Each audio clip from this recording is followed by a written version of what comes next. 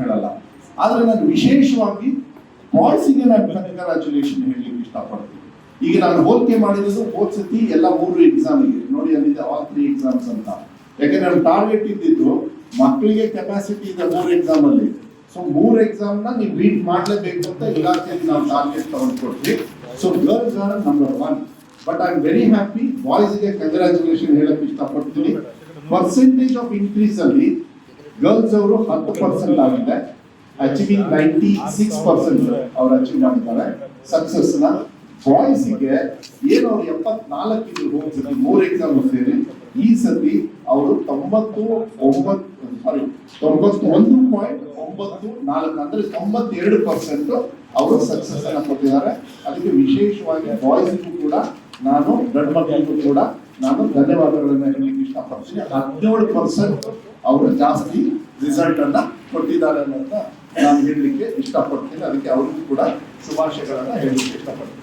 ಅದ್ರ ಜೊತೆಗೆ next page ಅಲ್ಲಿ ಅರ್ಬನ್, ಹಳ್ಳಿ ಮತ್ತೆ ಗ್ರಾಮೀಣ ಭಾಗ, ಆ ಇದರೊಳಗೆ ನಾವು ಏನು ಸಿಟಿ ಮತ್ತೆ ಗ್ರಾಮಾಂತರದ ಬಗ್ಗೆ ನೋಡಿ. ಇದರಲ್ಲೂ ಕೂಡ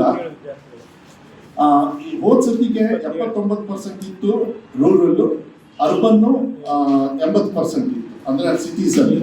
ಈ ಸತಿ ಅಂದ್ರೆ ಆಲ್ಮೋಸ್ಟ್ ಹೆಚ್ಚು ಕಮ್ಮಿ ಈಕ್ವಲ್ ಇತ್ತು. ಈ ಸತಿಗೆ ನನಗೆ ಬಹಳ ಸಂತೋಷ ಏನು ಅಂತ ಹೇಳಿದ್ರೆ, ಗ್ರಾಮಾಂತರ ಭಾಗದ ಮಕ್ಕಳು 94% ರೀಚ್ ಆಗಿದ್ದಾರೆ. ಡಿಫರೆನ್ಸ್ ಆಫ್ 14%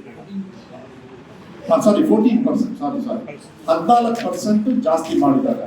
ಗ್ರಾಮಾಂತರದಲ್ಲಿ ಹಳ್ಳಿ ಮಕ್ಕಳು 14% ಅವ್ರ ರಿಸಲ್ಟ್ ನ ಇನ್ಕ್ರೀಸ್ ಮಾಡ್ಕೊಂಡಿದ್ದಾರೆ.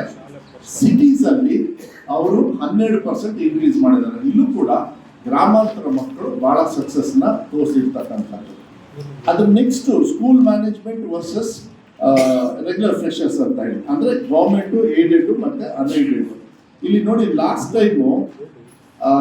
ಟೈಮಿಗೆ ಮತ್ತೆ ಈ ಸತಿಗೆ ನಾವು ಗವರ್ಮೆಂಟ್ ಶಾಲೆಯಲ್ಲಿ, ಯಾಕೆಂದ್ರೆ ನಾವು ಯಾವಾಗಲೂ ಕೂಡ ಟೀಕೆಗೆ ಒಳಪಡ್ತಾ ಇದ್ವಿ. ಸರ್ಕಾರಿ ಶಾಲೆಯಲ್ಲಿ ಸ್ವಲ್ಪ ನಾವು ರಿಸಲ್ಟ್ಸ್ ಎಲ್ಲ ಬಹಳ ಕಮ್ಮಿ ಇತ್ತು, ಮಕ್ಕಳು ಫೇಲ್ ಆಗ್ತಾರೆ, ಅದಕ್ಕೆ ಸರ್ಕಾರಿ ಶಾಲೆಗೆ ಅಡ್ಮಿಷನ್ ಬರಲ್ಲ ಅಂತ. ಆದ್ರೆ ಇವತ್ತಿನ ಅದು ಬದಲಾವಣೆಯನ್ನ ಈ ಮಕ್ಕಳು ತೋರಿಸಿದ್ದಾರೆ. ಯಾಕೆ ಅಂತ ಹೇಳಿದ್ರೆ, ಈ ಸತಿ ಸರ್ಕಾರಿ ಶಾಲೆಯಲ್ಲಿ 93.97 ಅಂದ್ರೆ ಹೆಚ್ಚು ಕಮ್ಮಿ 94% ಸರ್ಕಾರಿ ಶಾಲೆಯಲ್ಲಿ ಅಚೀವ್ ಮಾಡಿದ್ದಾರೆ. ಹೋದ ಸತಿ 77 ಇತ್ತು, ಈ ಸತಿಗೆ ಆ ಸತಿಗೆ ಡಿಫ್ರೆನ್ಸ್ ನೋಡಿದ್ರೆ 16.82 ಇದೆ. ಅಂದ್ರೆ ಸರ್ಕಾರಿ ಶಾಲೆ ಇಂಪ್ರೂವ್ಮೆಂಟ್ ಮಾಡಿದಲ್ಲಿ ಸುಮಾರು 16%. ಏಡೆಡ್ ಪಾಪ ಅವರು ಕೂಡ ಈ ಸತಿ ಎಲ್ಲ ರಿಕ್ರೂಟ್ಮೆಂಟ್ ಎಲ್ಲ ಕಾನ್ಫಿಡೆನ್ಸ್ ಕೊಟ್ಟಿದೀವಿ ಅವರಿಗೆ, ಅವರು ಕೂಡ ಒಂದು ವಿಶ್ವಾಸದಲ್ಲಿದ್ದಾರೆ. ರಿಕ್ರೂಟ್ಮೆಂಟ್ ನಾಳೆ ಇಂಟರ್ನಲ್ ರಿಸರ್ವೇಶನ್ ತೀರ್ಮಾನ ನಾಳೆನೋ ನಾಳೆ ಯಾವಾಗ ತೀರ್ಮಾನ ಆಗುತ್ತೋ ಅದಾದ ತಕ್ಷಣ ಏಡೆಡ್ ಅವ್ರಿಗೂ ನಾವು ಕೊಟ್ಬಿಟ್ರೆ ಅವರು ಕೂಡ ಮೇನ್ ಸ್ಟ್ರೀಮಿಗೆ ಬರ್ತಾರೆ. ಈ ಸತಿ ಅವರು ಕೂಡ ಇಂಪ್ರೂವ್ಮೆಂಟ್ ದಯವಿಟ್ಟು ಒಂದು ನೆನ್ಪಿಟ್ಕೋಬೇಕು. ಹೋದ ಸತಿ ಅವ್ರು ಥರ್ಡ್ ಪ್ಲೇಸ್ ಅಲ್ಲಿ ಇದ್ರು, ಗವರ್ಮೆಂಟ್ ಸೆಕೆಂಡ್ ಪ್ಲೇಸ್ ಅಲ್ಲಿ ಬಂದಿತ್ತು SSLC ರಿಸಲ್ಟ್ ಅಲ್ಲಿ. ಏಡೆಡ್ ಅವ್ರ ಪಾಪ ತುಂಬಾ ತಾ ಹೋಗ್ಬಿಟ್ಟಿದ್ರು. ಈ ಸತಿ ಅವರು ಕೂಡ ಥರ್ಡ್ ಪ್ಲೇಸ್ ಅಲ್ಲಿ ಇದ್ರು ಕೂಡ ಒಳ್ಳೆ ರೀತಿಯಲ್ಲಿ ಮೇಲ್ ಬಂದಿದ್ದಾರೆ. ಏನು ಅಂದ್ರೆ ಅವರು ಕೂಡ 17% ಇಂಪ್ರೂವ್ಮೆಂಟ್ ಮಾಡ್ಕೊಂಡಿದ್ದಾರೆ. ಅನ್ಏಡೆಡ್ ಅಲ್ಲಿ 95% ಇಂಪ್ರೂವ್ಮೆಂಟ್ ಆಗಿದೆ. ಅಂದ್ರೆ 8% they have shown improvement that last time. 87 ಇತ್ತು, ಈ ಸತಿ 95 ಬಂದಿದೆ. ಅವರಿಗೂ ಕೂಡ ನಾನು ಕೃತಜ್ಞತೆಯನ್ನ ನಾನು ಹೇಳಲಿಕ್ಕೆ ಇಷ್ಟಪಡ್ತೀನಿ. ಅದ್ರ ನೆಕ್ಸ್ಟ್ ಚಾರ್ಟ್ ಇದು ಕೂಡ ಬಹಳ ಇಂಪಾರ್ಟೆಂಟ್ ಆಗ್ತದೆ ನೋಡಿ. ಲಾಸ್ಟ್ ಟೈಮು 62% 60% ಮೇಲೆ ತಗೊಂಡಿದ್ರು. 60% ಮೇಲೆ ತಗೊಂಡಿರ್ತಕ್ಕಂಥ ಪಾಸ್ ಆಗಿರ್ತಕ್ಕಂಥ ಮಕ್ಕಳು ಬರೀ 62% ಇತ್ತು.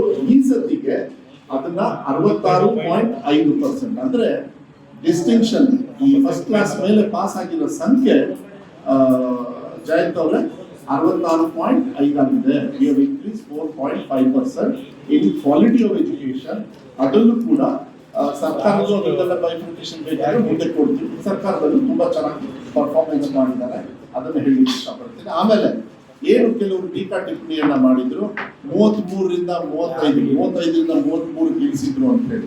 ನಾನು ನಿಮಗೆ PUC ಅಲ್ಲಿ ಹೇಳಿದ್ದೆ 5770 ಮಕ್ಕಳು ಮಾತ್ರ ಈ ಕ್ಯಾಟಗರಿಗೆ ಬಂದಿದ್ರು ಅಂತ. ಈ ಸತಿಗೆ ಇಷ್ಟು ಮಕ್ಕಳಲ್ಲಿ 7,70,000 ಮಕ್ಕಳಲ್ಲಿ ಬರೀ 1,532 ಮಕ್ಕಳು ಮಾತ್ರ ಈ 33-35 ಪಾಸ್ ಆಗಿದ್ದಾರೆ. ಒಂದು ತಿಳ್ಕೊಳ್ಬೇಕಾಗುತ್ತೆ, ನಾನಾ ತೀರ್ಮಾನ ತಗೊಳ್ಬೇಕಾದ್ರೆ ನಮಗೆ ಯಾವುದು ಅಡ್ಮಿನಿಸ್ಟ್ರೇಟಿವ್ ರಿಫಾರ್ಮ್ಸ್ ಅಲ್ಲಿ ಗೈಡ್ಲೈನ್ಸ್ ಬರ್ತದೆ.